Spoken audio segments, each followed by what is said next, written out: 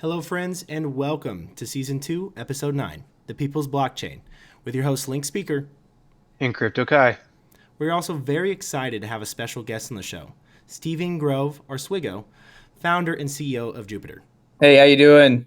Steven here. Nice to be here.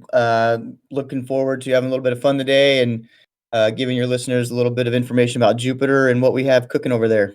Yeah, so in today's episode, we are going to do a deep dive into Jupiter and their ecosystem, hear from Steven on how his company will be one of the innovators in security and blockchain tech, and of course, some exciting Chainlink news. So let's get right into it. So, Stephen, I'd like to start off the show here by allowing you to introduce yourself and what you do at Jupiter, as well as what Jupiter is for some of our listeners that maybe this is their first exposure to Jupiter. All right. Yeah. So my name is Steven. I am the founder of Jupiter.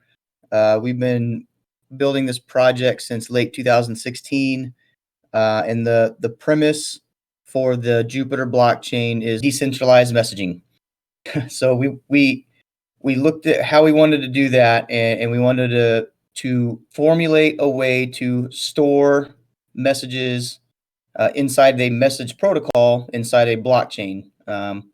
So we can go into how that works in a little bit. So that's really the main premise of Jupiter. Is it's a decentralized blockchain that you can build a bunch of applications on, and Metis is our example of that. And I think it's going to be a really big example in the future when we start adding other capabilities for users to pick and choose if that's what they want to do in the Jupiter ecosystem.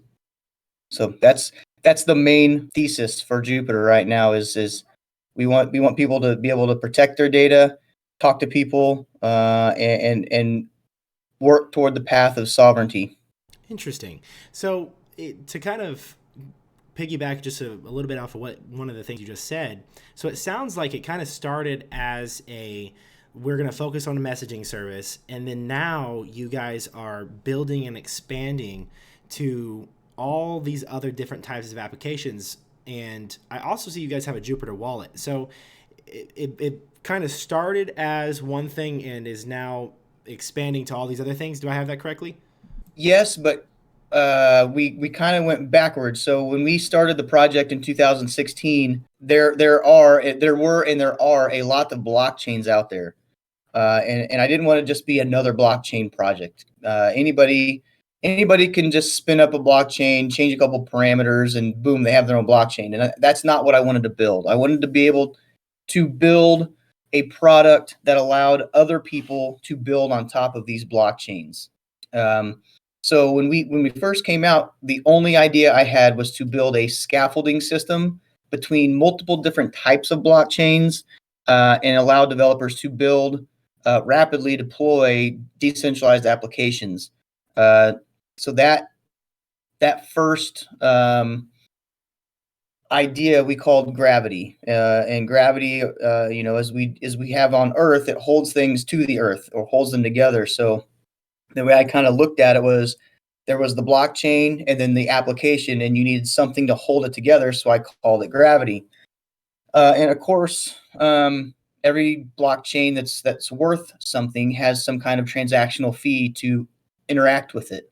And in my exposure and testing and really getting down to the economics of how a gravity protocol would work on other people's blockchains, it got really inhibitively expensive.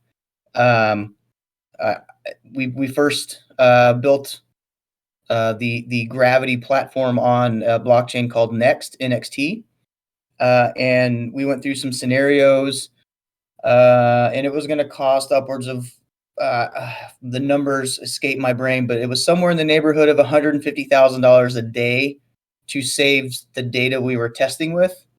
And that's just, nobody's going to use that, right?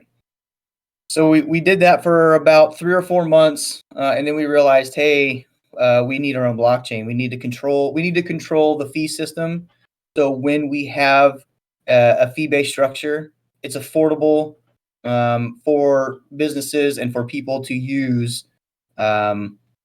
so they'd want to use it and want to build on it. So that's kind of where the journey started. So we kind of started as a on-chain project, and then we had to morph into having our own chain to support the dreams and ideas of what we wanted to build.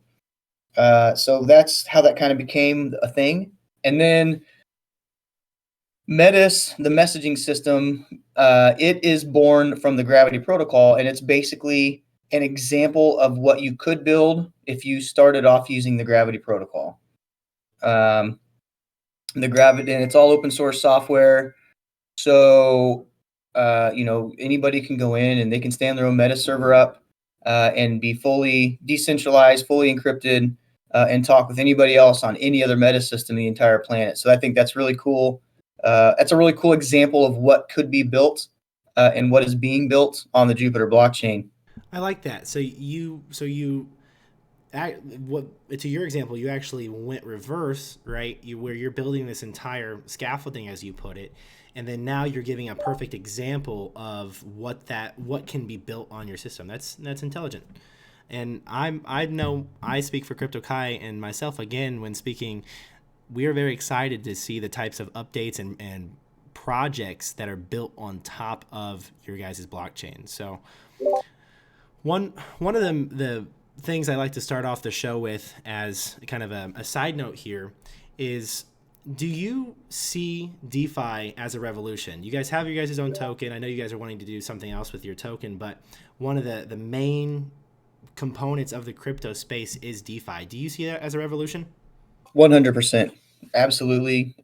Jupiter, you mentioned that you had seen that Jupiter has its own wallet. We do have our own wallet, and inside of that, it has its own DEX already built and integrated and fully functional. Where we lack is the network effect. So far, I think that's going to come as decentralized finance really gets more popular with what I call the normals. When they start to realize that they can have more control over their life and over their money, and less friction is between them and the person they seek to do deals with, it's going to ignite the revolution that's already underway, in my opinion. DeFi is huge. And then, you look towards, as an American, we are very lucky.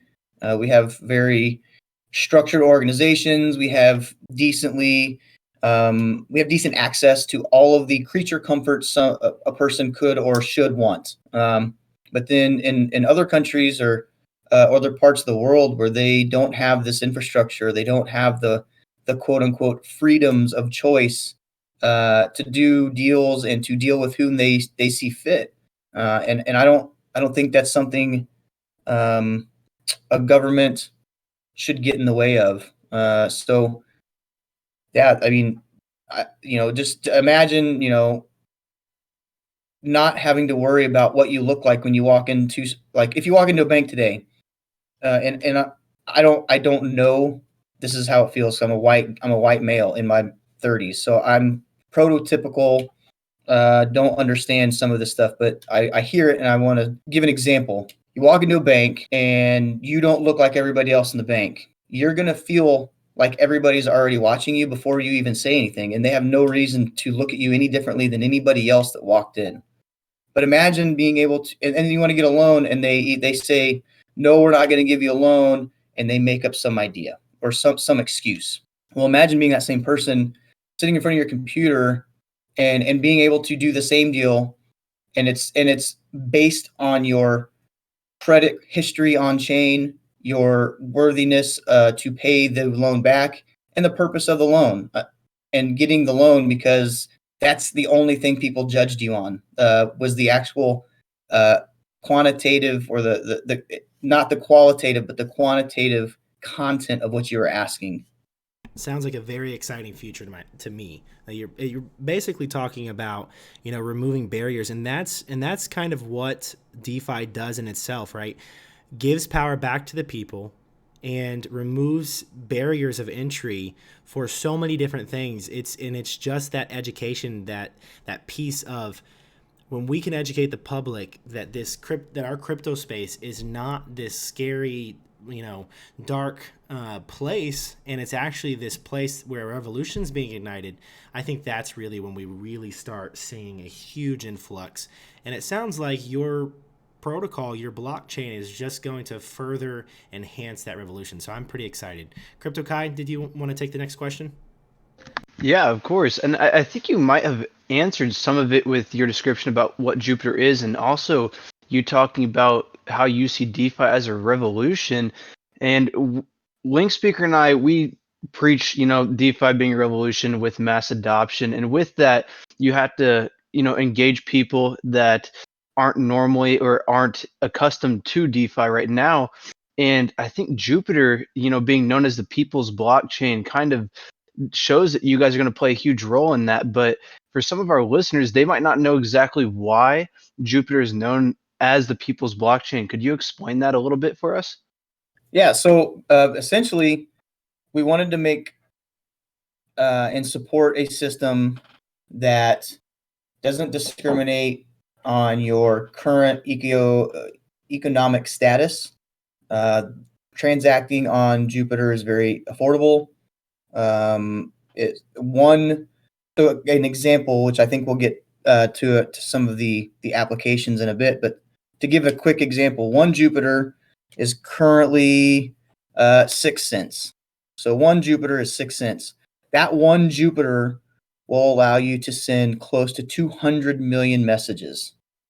It is very affordable for a person to use our blockchain and use it affordably, and to their advantage.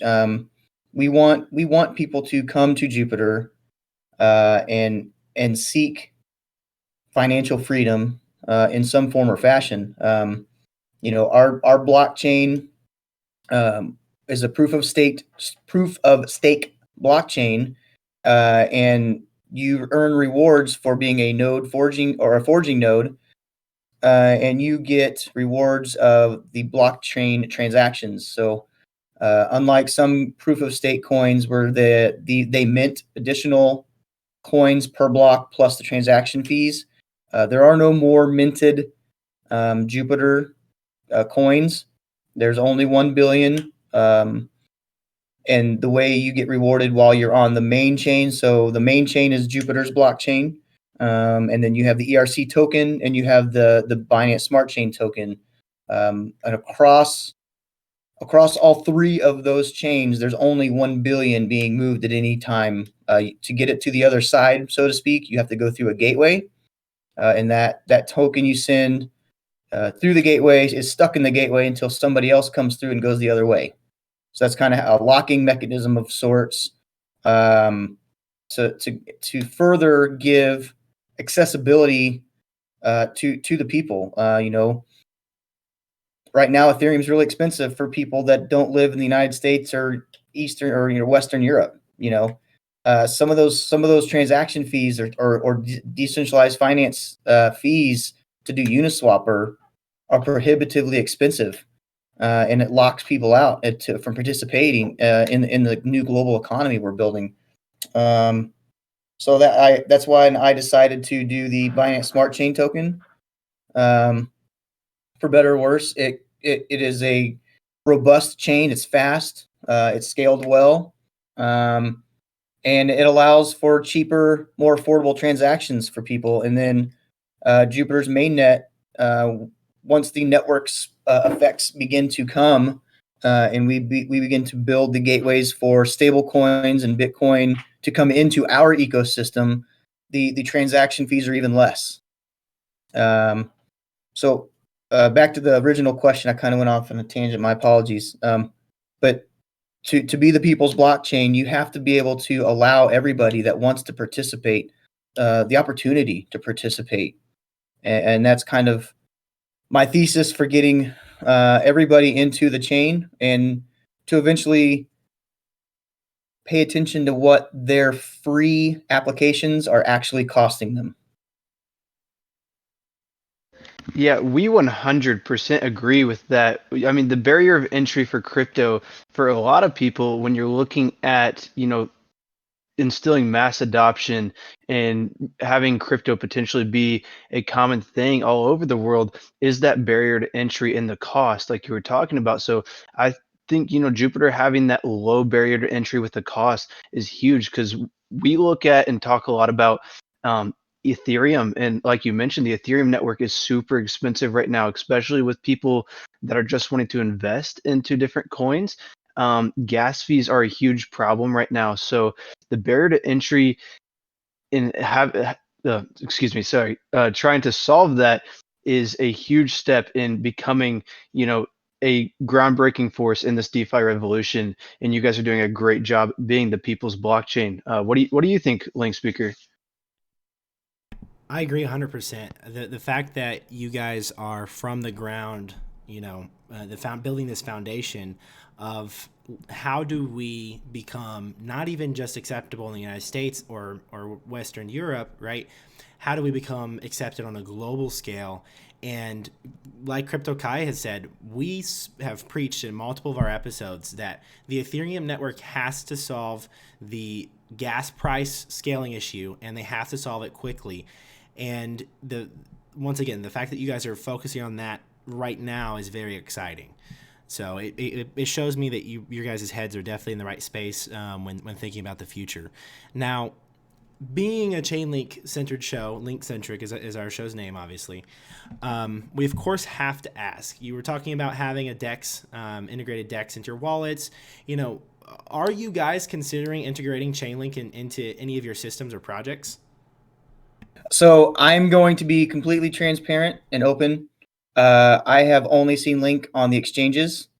And I know that you guys do some type of Oracle work, and that's all I know. I have done zero research into Link, and it's not because I don't like Link or I don't like other projects. It's literally because I am so busy with Jupiter, I don't have any time to do anything else. That's fair. I really appreciate the honesty on that part. Do you want a little bit of an education on what Chainlink is? 100%. Heck yes. I love being educated. I love learning about stuff. In the times that I do get to not work on Jupiter, like when I'm driving a car because I can't type on a keyboard, I listen to podcasts and try to get smart about the traditional finance world, so I can help integrate some of those things that people haven't had access to, so they can obtain them in our virtual digital new economy that we're going to build for other people and for everyone to be able part of. So that's kind of where my brain has been, and my gray matter of what I have. So yes, I am 100% in favor of learning about Chainlink.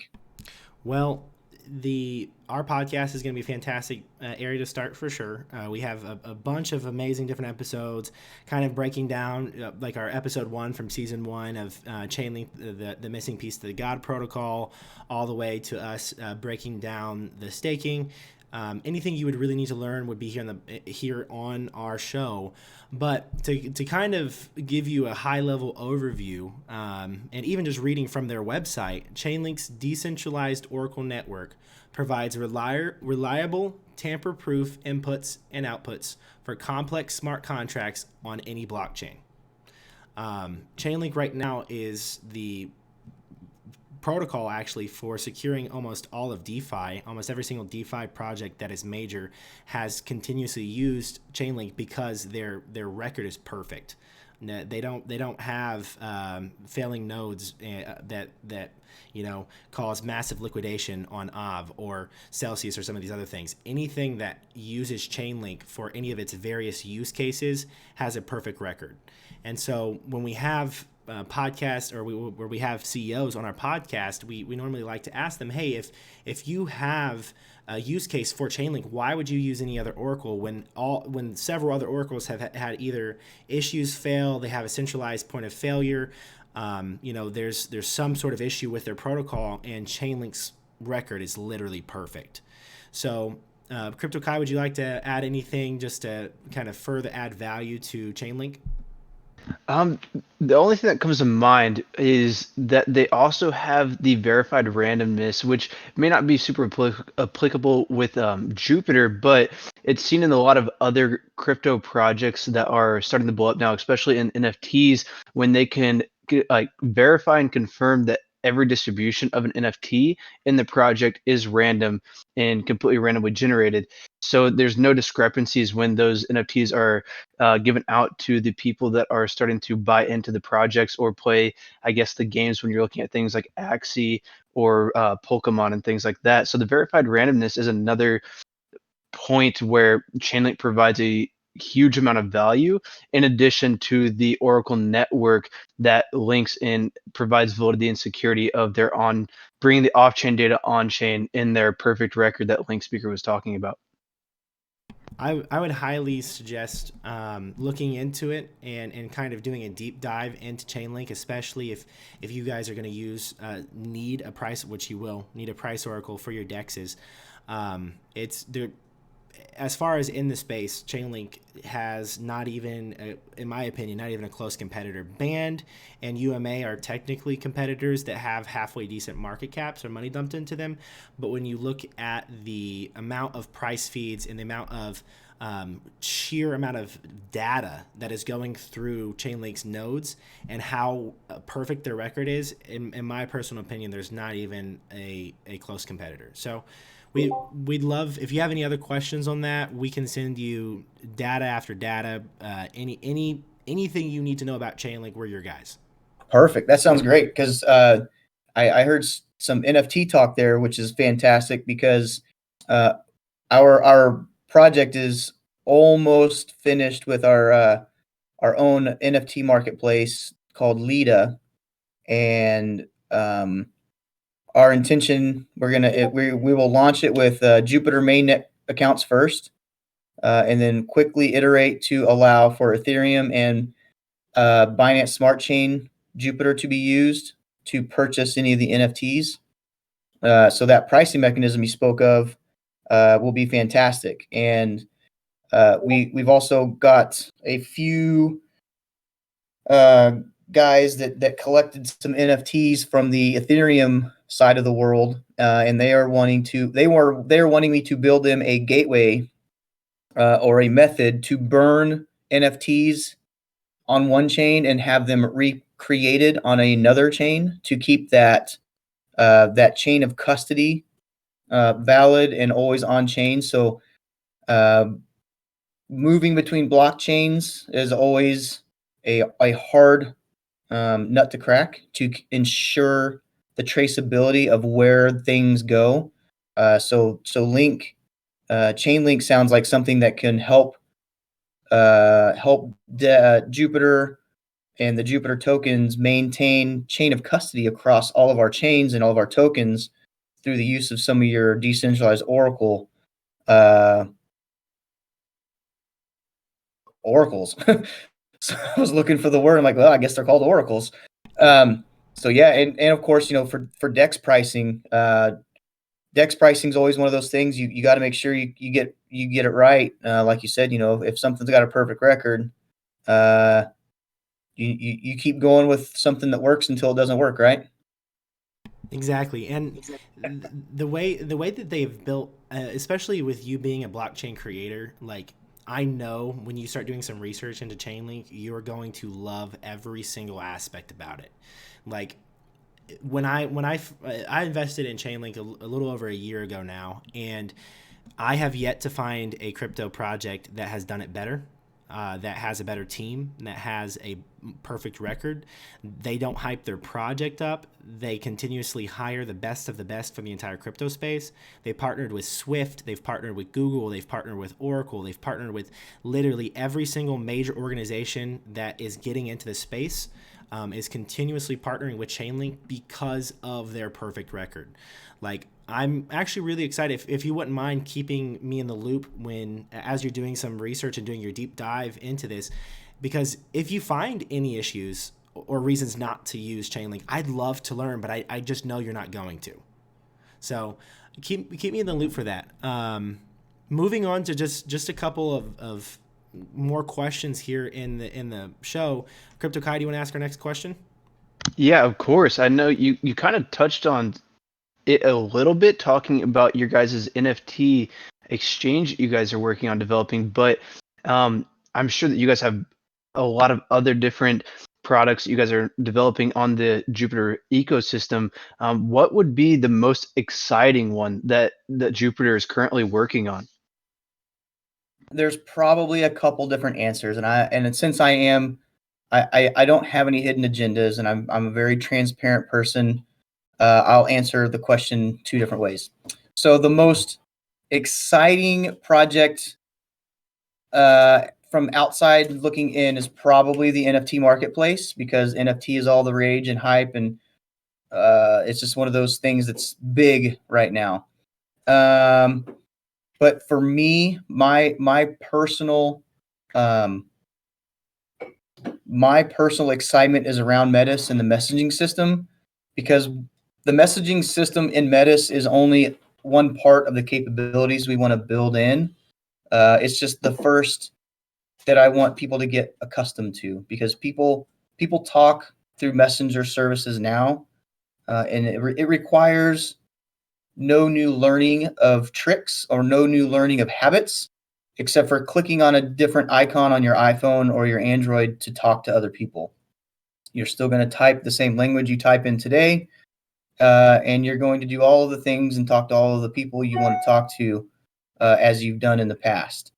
And then as we move through our capabilities improvements through Metis, we are going to start adding in different features, such as wallets inside your Metis application, so you can send your friends Jupiter in wallet DEX capability in the Jupiter DEX.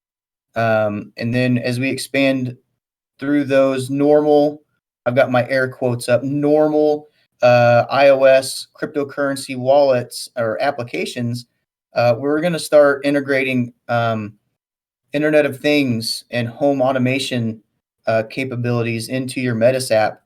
And the way that we foresee this happening is, back when I was talking about our open source software and you can download it and run it anywhere you want, we are going to have a device where right now we're just calling them Metis containers. We'll have a device that you purchase, or you can have a Raspberry Pi, or however you want to do it, and then you can download, and if you're a tinkerer, you can install all of the software yourself. Or if you're not a tinkerer but you value your privacy, you can just buy a fully furnished node that comes, and you go through a quick setup process and pair that node with your Metis phone or your Metis app on your phone. And then when you talk through your phone, when you text through your phone through the Metis application, it goes through your phone service to your Metis container at your home or wherever you set it up, and then it communicates to the rest of the world. So when you open your Metis app and you have your own Metis container, your Metis app is only talking to your container at your home. And then once it gets to your home, it's encrypted and sent down the blockchain from your home. So you own the entire process of your communication to the blockchain. There's nothing standing in your way. The only thing that's different, if you do not own your own Metis server or your own Metis container, is you go through a network of randomly selected Metis nodes, and it's sent through that way. Same protection. It's just that if for some reason, the node at DigitalOcean goes down and that's the one you're connected to, you would lose connectivity to your Metis backend until the Metis app reconnected to a different node. But you don't lose any data. You might lose your login date or your session and have to re-log in. That's good. You don't want, sessions being carried across different SSL secured servers. That would probably not be good. But yeah, so that's kind of the method we're going with, building this application and continuing to build things into Metis. So Lita, the NFT marketplace, is probably the the overall network-wide hyped, I guess, release. But Metis is definitely the one I'm going to be the most proud of, I think. And I think on the flip side of that, people that are in Jupiter and that are in our Telegram channels and in our Twitter are definitely excited for Metis. And I think they are probably more excited about Metis because they've been around longer and they've heard my spiel I just gave about what Metis is going to be in the future. So they are excited to get Metis underway so they can get to the other capabilities we're going to build in. Well, what you just described of, controlling this entire chain, if you will, of messaging is actually very attractive. I would use that. I would definitely get one of those as well and have that, because one of the big things for me personally is when I'm texting back and forth with friends or using Facebook Messenger is, where's my data going? Who has access to this? Can this be pulled up by, someone in the future, right? Where's this at? And that solves that and answers that question. And then also to further go down it, you're talking about making it extremely affordable, right? Having this entire encryption service, this entire messaging service, knowing that it's safe, and then also making it affordable. That's very exciting, actually. And answers our question perfectly, actually. So thank you for that. No problem. I'm excited to lay it out and to be able to explain it in voice text or in voice. I had a couple text-based AMAs, and it's very static. It's very you don't get my emotion or my excitement of what I'm saying when it's just typed out. And I appreciate you guys giving me the time to come on your show and discuss Jupiter, Metis, and the things that we're building. But I would be remiss. I did miss one point. One thing that I think is really super cool about what's being built weren't even built by a quote unquote Jupiter developer. They were built by community developers. And there's two really cool ones. The first one is called Finder. And a quick overview of that is some people might know what LastPass is. Basically, this gentleman, Moontography, built a decentralized on-chain LastPass that you store all of your passwords and accounts in your own account, and it's encrypted and retrievable from anywhere in the world, from any Jupyter node, but only you can retrieve it. So that's really cool. And we're going to build a browser extension around that software, and it's open source on his GitHub, and we also have a link on our homepage that goes there. The other one that he built is called, basically he built a file system on Jupyter that spreads the too big of files across multiple blocks in a hashing algorithm. And in the first implementation of that he built was called Git. So if you go to git.gojupiter.tech, that gives you an outline of how to have your own decentralized GitHub. So there, you can have all of the GitHub things that you love, and it's stored in a blockchain. So even if GitHub went away, you would still have all of your code. Very cool. And I do see those on your website. I was going to you kind of read our minds. We were going to ask about those here a little bit later. It was one of the questions. So thank you for answering that. I'm, like I said, the more I'm learning through the show, the more I'm learning from you as its founder, the more excited I'm getting about the future of Jupiter. We're investors. We trade the coin, right?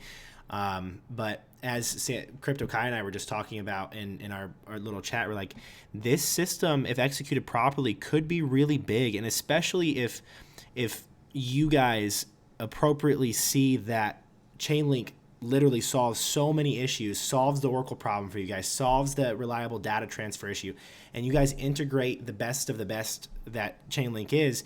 I mean, you guys will gain so many followers from the Chainlink space that sees that, like we talk about that on our crypto Twitter, on specifically Link Twitter all the time, of all these amazing projects that come out, and then they pick bad oracles, or they pick projects that are new just because they want to give them a chance, when there's no reason not to use Chainlink. It's extremely affordable. They just did the OCR update, which solves their gas problem. Like, they do off-chain recording, so now all their price feeds, everything that they're doing is now literally almost 90% reduction from what it was, right? So you have all these amazing things that they're building, and then if you guys can work together, it's just perfect marriage, if you will. So I'm very excited about it. Now, one of the things that I'd like to kind of hear your vision on, right, is what does the Jupiter ecosystem look like in 3 to 5 years? We kind of see these projects that you guys are developing right now, but can you describe to me what your ecosystem looks like in 3 to 5 years? Oh yes, 100%. So, and the reason I can do this halfway fluently is because that is where my thought process has been the last week or so, as the development team is building my 25-meter targets to knock down. I'm looking out at the 150, the 200, the 300-meter targets, the stuff that's way out there. In 3 to 5 years, Metis and Jupiter. Well, so I'll start with Jupiter. Jupiter will have its certificate of networthiness for the DoD networks, and it will be permeating through the new battle command systems that are going to be fielded in the next 3 to 5 years, because all of the hardware systems are being end of lifed. So they are going to be due to be recycled, and with recycling of hardware comes with new software. And the way that we do things in the military now, we can definitely improve upon the sharing of data, the encrypting of the data we use, and how we back up systems and how we back up data. Jupiter will be powering Metis and hopefully hundreds of other applications that are being built by other developers, because they can self-fund themselves from Jupiter. Just like Ethereum and other blockchains, you can create assets on Jupiter and trade it on our DEX and create gateways to go to other blockchains with your tokens, just like we did with Jupiter. You can create an Ethereum and a Binance Smart Chain version of that token and have gateways built to continue building an ecosystem and an economic inclusion system, everybody participate. So I'm hoping that there are hundreds of other applications being built with just as much or more success than Metis. And Metis would be, I would hope to have scaled 50 million users of Metis on a messaging platform. I would hope that, 5 million of those users have integrated their own Metis server or Metis container in their home. And then I would hope another 100 or another million of those have integrated the home automation software or the Internet of Things, where they can link data capturing from their Ecobee or from wherever they want to capture data and encrypt it to save for themselves. Because so when you're watching TV today, you see the news, and the news says whatever the news is going to say. COVID's bad, COVID's good, people overreact, people should get shots. Whatever your flavor of leaning, that's irrelevant to what I have to say. But the problem is, 50 years from now, what's actually going to be said, what happened during COVID, or what happened during the Iraq War, or what happened during 9/11, or what happened, name a significant event. Is the story going to be the same in 50 years? And if it is or is not, who can prove it? Who has the irrefutable data that what happened is being explained correctly to the next generation or the generation after them? So I think we're in a time of renaissance for data freedom and knowledge accumulation. And I hope that Jupiter and Metis and your Metis containers and all of the things that all of these projects are building are in some way a conduit for that freedom. I love that answer. That's an awesome answer, honestly. Like it describes your vision pretty perfectly, honestly, and kind of gives us a hope for what the future will look like, right? Especially when thinking about your Internet of Things, smart homes are going to be huge. They're going to continue, like being able to bring your home onto the grid, if you will, right? Is going to be massive. And one of the huge things that people will wonder, is this secure? Is this safe? How do I know it's safe? And if you can back that up with technology that the blockchain is, right?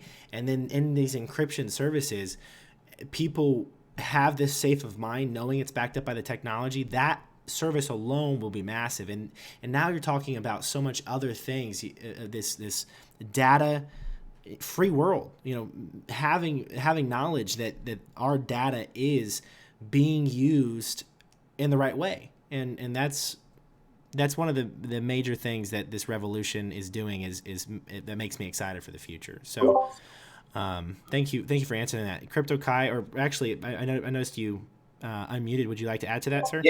Yeah, so I totally forgot. You maybe remember one of the parts. So data sovereignty for the individual is very important.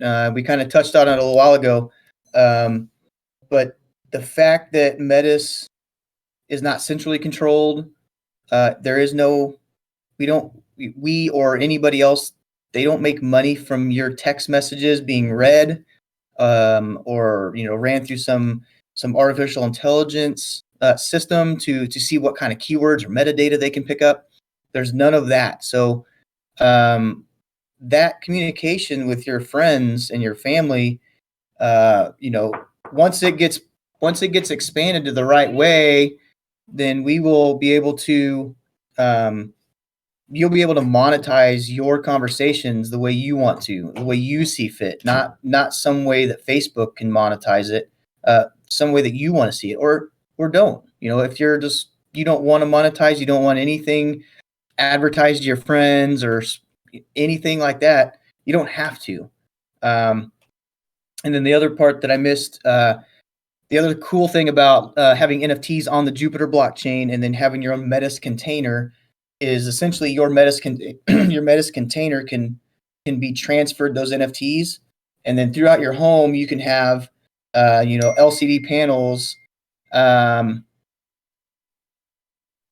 throughout your home, like paintings, but you could transfer your NFTs through those screens and have them rotate, which I think is pretty cool. I talked to my wife, and she said she's going to let me hang one in one of our rooms, and so I can start hanging some NFTs and have them rotate through. So once I get that done and set up, I will definitely have some pictures, because that'll be very cool to showcase, in my opinion.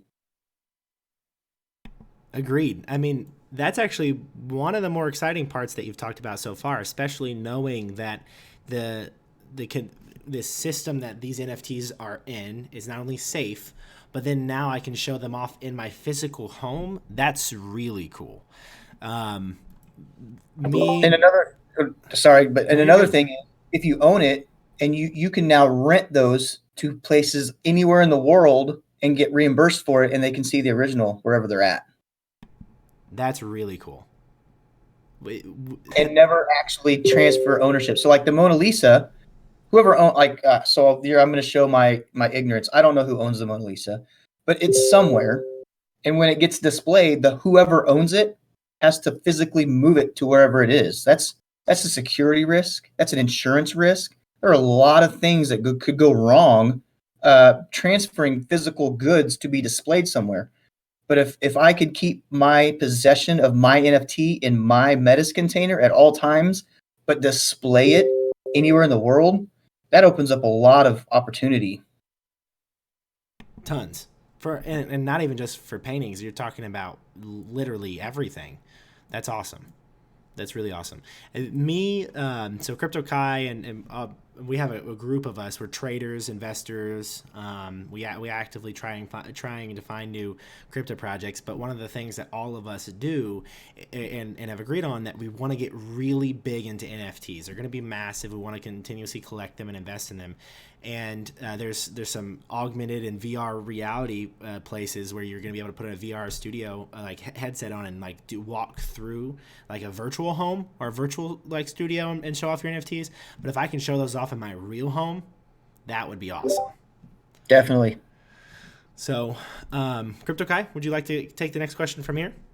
Yeah. So speaking about like different opportunities and different places of growth, I saw that you guys actually have like a voting solution as well. And it kind of sparked my interest. A little background on me: I'm a cybersecurity student right now at Purdue University. So it was kind of a little bit of interest when we talk about like the voter fraud issues that we've seen in the past two elections. So I was kind of curious to hear what you had to say about like Jupiter, leading the way to mitigate these frauds that we've seen in these elections. So funny you mentioned that. Inside the wallet, we already have a voting system, and you can weight the voting system on many different factors. You can weight it on an asset ownership, and then you can only allow people that own a particular asset. And I speak of an asset as essentially it's an NFT. So if you register to vote, because I don't think registering for voting is going to go anywhere anytime soon. So I'll step you through what I think in my head, what voting on the blockchain looks like, and I'll use Jupiter's example because it's already built. So you register to vote, and when you register, you get your registration card back, and that registration card has your number on it, and it can be something as simple as the scratch off, like a scratcher's ticket. So you scratch it off, so you get your number revealed. You get on your Metis app, you open it up, and you say, you go to the screen where it's voting, and your number is coded to a specific area, but not to you. And then you go and you can literally vote on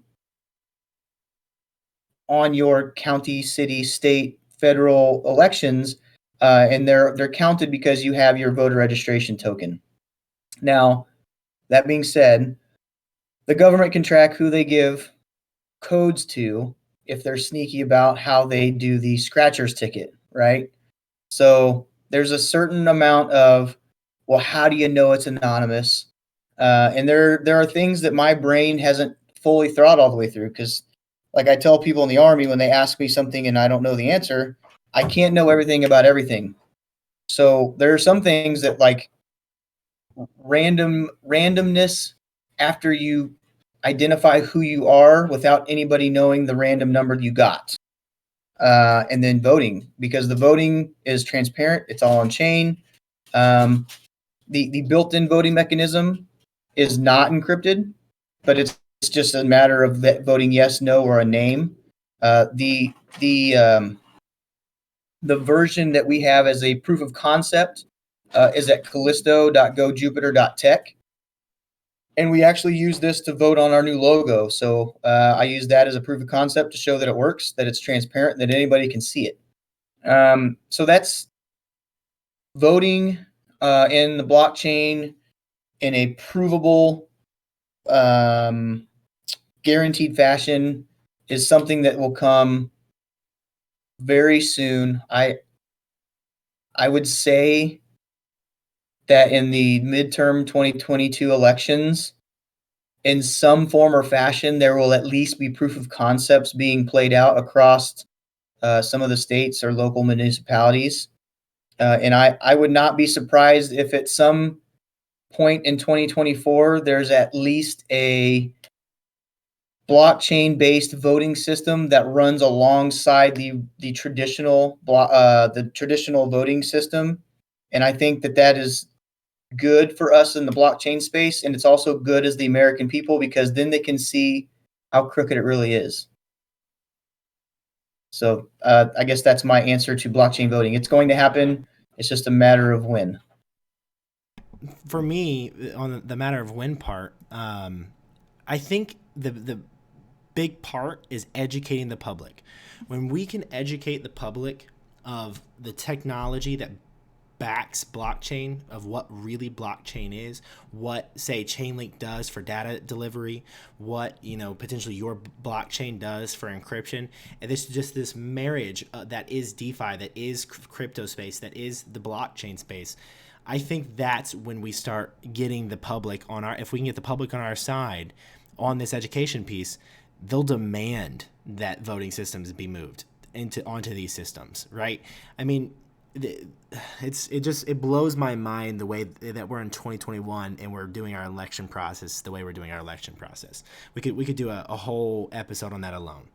But to not get me frustrated, because I'm very frustrated with that system, let's move on to a different part of the show. We only have just a few more questions. We don't want to take up too much more of your time, but can you may have covered some of this, but can you give us any exciting news that's maybe not too public about Jupiter? You've talked about the NFT project, a couple other things, but is there any other fun things that maybe you could give our listeners?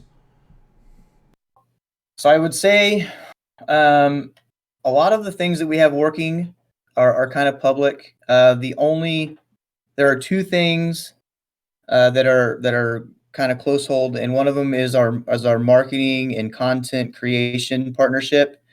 And I hate saying it, but they have not allowed me to release that partnership naming yet. It's frustrating. So if you're listening, Mister, let's get this thing announced so I can stop saying this when I do when I do AMAs and interviews. The other one is we have an exciting we have another pretty big deal going down that is not Metis or Lita related, but I don't want to let any of that out of the bag because I just can't yet. But it's a big deal to me, and I think it'll be a big deal to everybody that's in the project. I kind of expected an answer along those lines. No, it's okay. It's okay. Most people, when we have them on their show, it's something along those lines.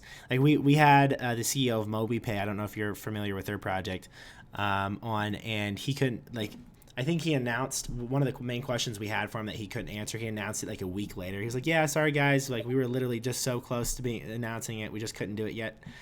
I wish I could announce the date for Lita or for Metis. That is I think so. As much as I said the Lita's the NFT marketplace is hyped, I think everybody in the Jupiter community is waiting on any time I type in Telegram that I'm going to announce a Metis release date, and that my friends is what keeps me up at night, is getting that done. That is my passion project. That is to show that you can build world-class decentralized encrypted systems that people want to use on Jupiter. It is the thing that when my kids ask me, "Dad, what did you do in your lifetime?" If all goes well, that will be it. Like, I allowed the entire planet, if they want, to talk to whoever they want, whenever they want, with nobody in between them, and it's private and encrypted. More accomplished than all of my professional military accolades and anything that I've done there. That will be what I've done, minus getting married to my wife and having my 4 awesome, beautiful kids. I love that.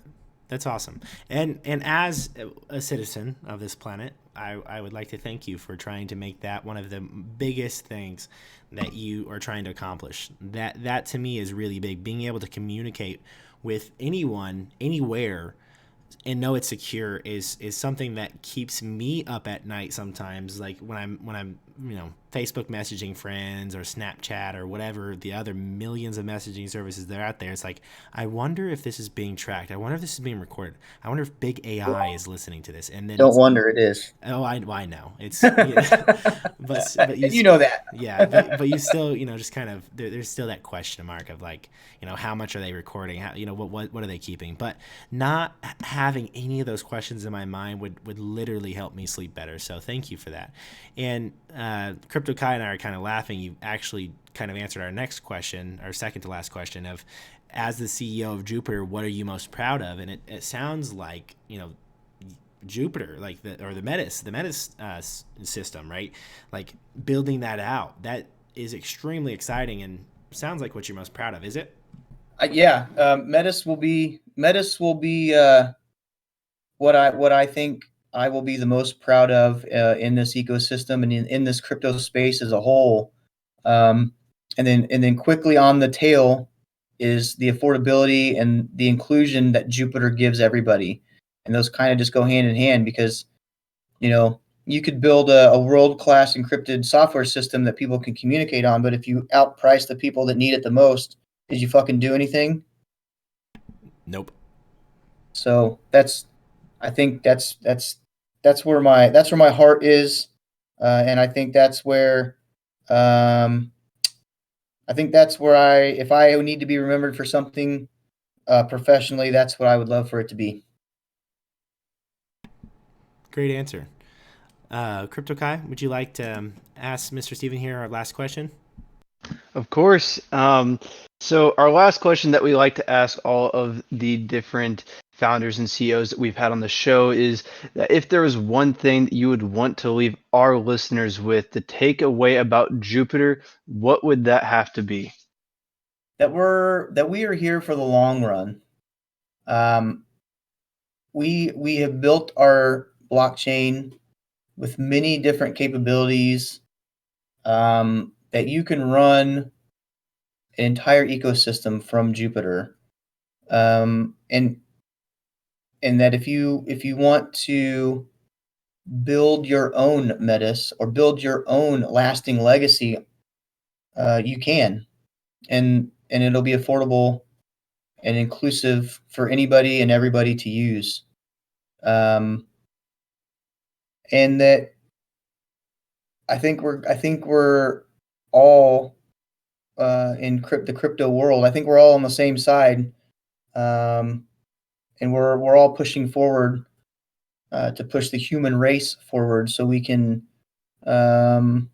stop fighting each other and figure out who the real enemy is. I don't know if we could ask for a better answer. What do you think, Crypto Kai? I completely agree. That just about as perfect as it can get, and I have a lot of admiration for you. As it seems like your main goal is helping people, helping the world, and trying to help us as a whole race, human race, push forward and find the next steps that we need to do to prosper and in this new tech industry and boom that we're going through right now. So I know I can speak for Link Speaker and myself when saying that we've had an amazing talk with you and we've loved having you on the show. What do you think, Link Speaker? Agreed. Thank you so much for coming on and, not only educating us, but about to educate a lot of other people that listen to our show. So thank you for that. Definitely. Thanks for having me on, guys. I've enjoyed it. I love talking to other people, especially people that don't know maybe not much about Jupiter, because you guys ask great questions, and it makes me dig and answer the questions thoughtfully and honestly about what we're doing, and word the answers so an outsider that hasn't been around me for the last 5 years can understand where I'm coming from and what we're all about. So I 100% appreciate it, and my gratitude hopefully is conveyed through the microphone. Yeah, so that was a great little conversation and some questions with Steven from Jupiter. I hope you guys really enjoyed that and got some insight into what Jupiter is and Steven's thoughts and projections for the project. I know Link Speaker and I really like it a lot, and we are going to be considering increasing our holdings of Jupiter after those conversations. But kind of moving on into our Link segment of the episode, in some news about Chainlink and some, I guess, integrations that we've been seeing. We have CipherTrace launching a Chainlink node. Have you heard anything about this, Link Speaker? I have not honestly had the time, just with everything we've been busy with, to look at some of these recent integrations, but I'd love to learn more. Could you educate us a little bit, Crypto Guy? Yeah, definitely. It's actually really interesting when we start looking at this. It's CipherTrace is the leading crypto risk intelligence company. So what they do is they're enabling DEXs and other DApps to abide by the Office of Foreign Assets Control, their sanctions requirements. So kind of looking at this, a part of like their solution when they launched is to have their own DeFi compliance oracle service, and that's why they went to Chainlink because of their Oracle network that we all know Chainlink for, and they wanted to make a relevant compliance data available on the chain, allowing for easy integration with DeFi frameworks. So their goal is to help mitigate these crypto attacks that were taking place on DeFi protocols. Um, which we've seen a lot through different exchanges, especially when they're using one price feed oracle, which we kind of talked about with Steven in the last episode. And if we can mitigate these different attacks, there was like around half of them ever occurred in 2020. So Chainlink being this use can be huge to control all this data, help mitigate these attacks. It kind of helps expand that use case that we say is almost everlasting for Chainlink. What do you think? I agree. I mean, I think the big thing you just touched on there is the more that these exchanges continuously get attacked, the more I think we as the crypto space should ask, why are you not using Chainlink? As we were kind of talking about with Jupiter CEO in earlier in this episode, when you have Chainlink that has the record that it does, and you continuously ignore it because of pride or, oh, we can do it better when you can't, it Mhm. just it just blows my mind, right? So I agree. I think this just once again just adds even more validity, not even only just to Chainlink, but to the crypto space. But to take it one step further, looking at once again, this half of all crypto hacks happens in 2020. That's not going to slow down. No. The hackers are going to continue to try and hack this. It's it's scary when you look at all these centralized dexes that don't use Chainlink. So I agree. Now, taking it to kind of to this next portion here that we wanted to chat about, Chainlink's now protecting over 50 billion in assets in the DeFi industry, which is really exciting. When you look at where it's at right now, I think some of the numbers we've been seeing being thrown around, I think that we can really see closer to 500 billion. That's half a trillion secured by Chainlink this year. What do you think, Crypto Guy? You think that's realistic? Oh, that's super realistic. That might be even like underselling that value of DeFi as a whole. I mean, it's a revolution. That's what this year's bull run is all about, is DeFi. So 500 billion could even be small. I mean, the alt market alone is controlled by, you know, a ton of DeFi projects, especially when you look at the top tier altcoins. I see DeFi projecting possibly, you know, 700, or I guess 750 billion, maybe even a trillion. Who knows? It's hard to say with the growth that is still yet to come when you're looking at different projects that are, pumping out of its mind like ESRDL. Agreed. Now, to kind of go to a step further to there's a bunch of talk in the DeFi industry of flash loans. There's been the OV service. You have Alliance Block starting to launch their own, right? I think that's one of the big things we should chat about here for a second is when you look at the price feeds that, or the actual price, price feeds, I said it right, that these loans take, and then you look at them having a centralized oracle.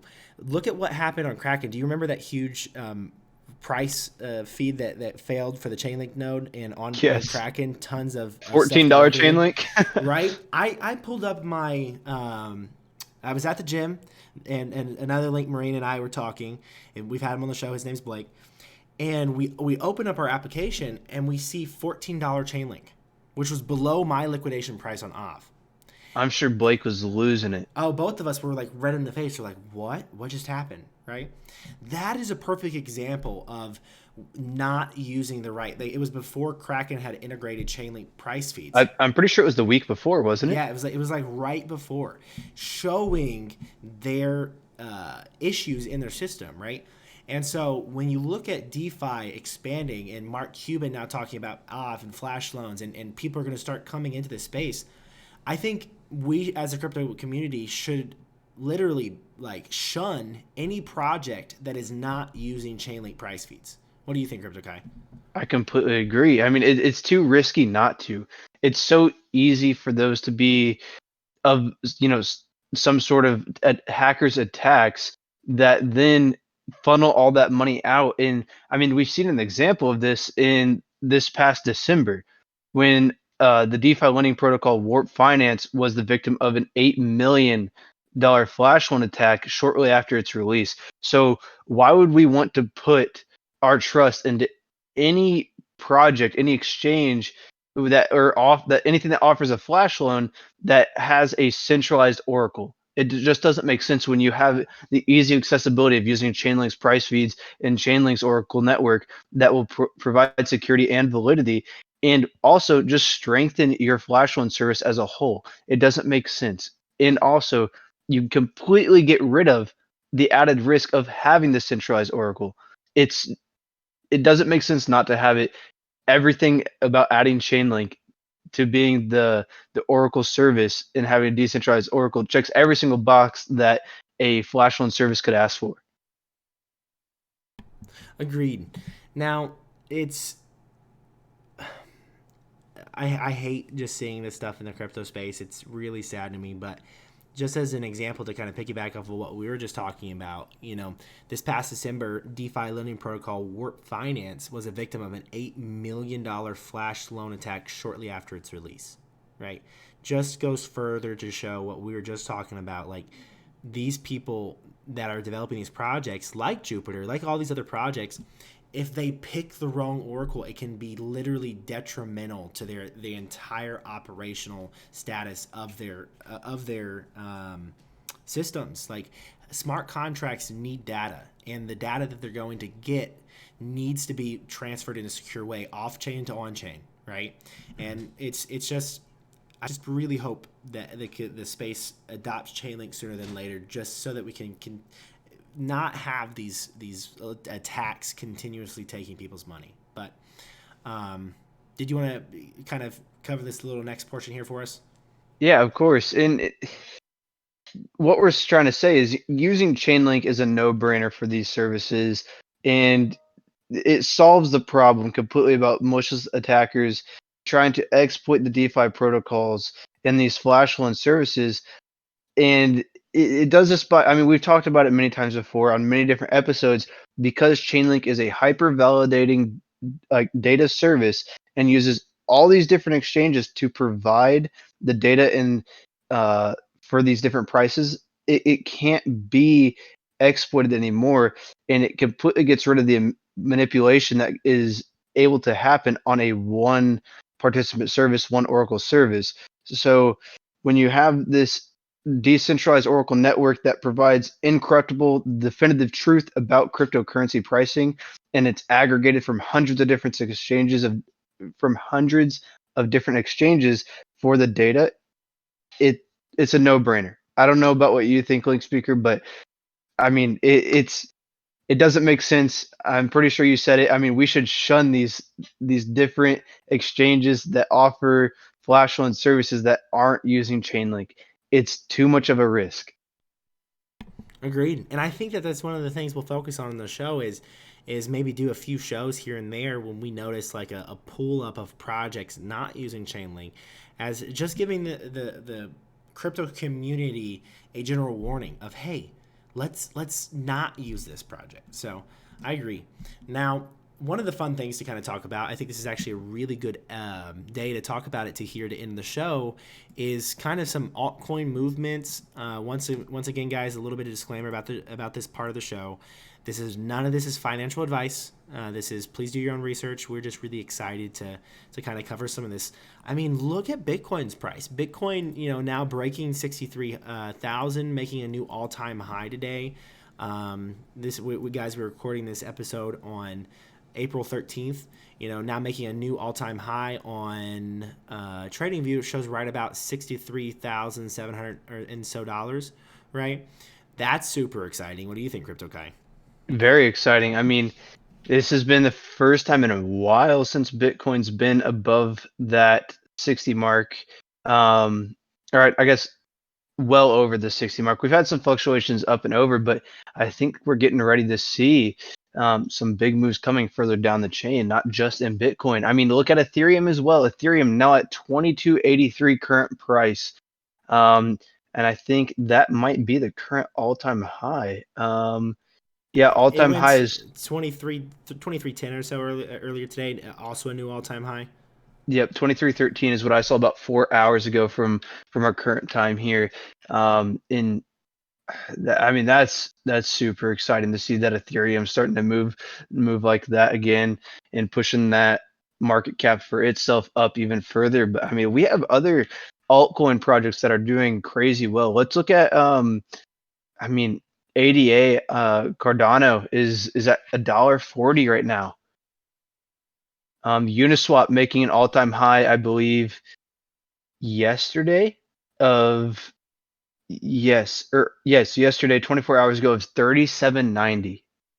Jeez. I mean, if we would have just bought that Binance coin and a few other coins, ERSDL, like literally just a few months ago, we'd be swimming in it. I mean, Oh yeah, exactly. I mean, it's insane. So to kind of go off this, I mean, our episode, what was it, last week? Alt Ready Go, yeah, right? I mean, yeah. it's starting, guys. This is it, right? This is the alt season we've been waiting for. I mean, VeChain. I know. I can't believe I advise you to invest in VeChain and I still don't own any. It's really sad to me just seeing it pump into oblivion. Yeah, you advised me that early January. I get in at 2.1 cents, and now VeChain is at current price 15.5 cents. I Makes think me I'm puke. personally at like a 7.2x on that investment, so it feels pretty good. I mean, you're looking at even crypto projects that we would turn our head at and probably even spit at it. Dogecoin, 14th in market cap right now, That 9 makes me cents. want to puke. Exactly. Literally, I want to puke. It's sad to see that Dogecoin is now only 3 places away from Chainlink, but Who Chainlink has has been invested suppressed. $11.7 billion into Dogecoin? Doesn't make sense. I will question that through and through till the end of my existence. And CoinGecko on the supply, it shows an infinity mark. That should Why? be a turn away and a run as soon as you see that. How are you going to have 129 billion coins in circulation with a infinity mark next to circulating supply or a maximum supply? Guys, if you are listening, please steer your friends away from investing in hype projects like Doge. And it's not only because like it's that there's an infinite amount that they can print. It's also there's no use case for the coin Zero. at all. Zero. Like literally zero use case, guys. Like we're talking about a project that its founder said stop pumping. I had to sign into my Dogecoin account. Like it's really sad to me that some of these projects are starting to pump, but specifically Dogecoin, the hype ones. But the alt season started, guys. This is super exciting. We're starting to see it. Chainlink, I think, only about $1.50 now from a new all-time high. So, I think we see that new all-time high really, really soon, the next few days, if not by the end of the week. Like I'm very excited to see it enter into price discovery finally after freaking what, a month and a half of Yeah, consolidation. it's been almost 2 months. The last time we've seen it this high was when it made that push up to all-time high of 36.92, and that was on February 19th, almost 2 months ago. Just what is that? 6 days shy? Phew. Gosh, Crazy. That is a long consolidation, very but long. on the flip side, we have built a fantabulous support in the 20, like the mid to low 20s, even in the high 20s. We've been here for a little while too. So for those of you that, might have been a little bit worried, all this suppression, I wouldn't. It's just a fantabulous support for later dips. We'll be chilling in the 20s while everything takes bigger downfalls. Agreed. I mean, it's and to talk about the tier 3 market, I classify tier 3s as, anything under 200 million market cap. And that's oftentimes a lot of the times where, Sean and I and our trading group make the money we make is in these tier 3s. Guys, if you look at almost every single one of these pattern charts, they look almost identical. All of them. Hmm. They've been in a downward ascending channel for a minute, and I think the bottoms are in. When we look at these patterns, once again, not financial advice. Please do your own research, but this is just us talking at the end of the show of some patterns in the market. When you look at these patterns across the market, almost all their bottoms have formed. We're starting to see some buy pressure forming. We're starting to see the rest of the market turn very bullish. The tier twos, 200 million market cap to over right about $1 billion, right? Those are starting to pump. Money should start flowing back into the tier 3s pretty soon if the market continues to stay bullish. So I'm pretty excited to get back and really actively day trading a lot of these tier 3s. What do you think, Crypto Kai? You and me both. I'm very excited. I mean, I have a lot of positions in right now that just take some time. Sadly, it's just kind of, I bought before the bottom started forming, and you're just stuck. But once this alt season really starts kicking off with the tier 3s, I'm excited to start moving trades again. It's going to be a lot of fun. Agreed. Well, guys, this has been a fantastic episode. Thank you guys so much for listening through to the end. I know this was a long one. Crypto Kai, would you like to end the show on anything? I hope you guys just enjoyed the insight into Jupe. It's a great project. Obviously, do your own research, but I hope having Siglu on the show really kind of gave you guys a little bit further validation of what the project is and where they're going. As always, thank you guys for listening. It's been a great episode. Look forward to seeing you guys on here next time.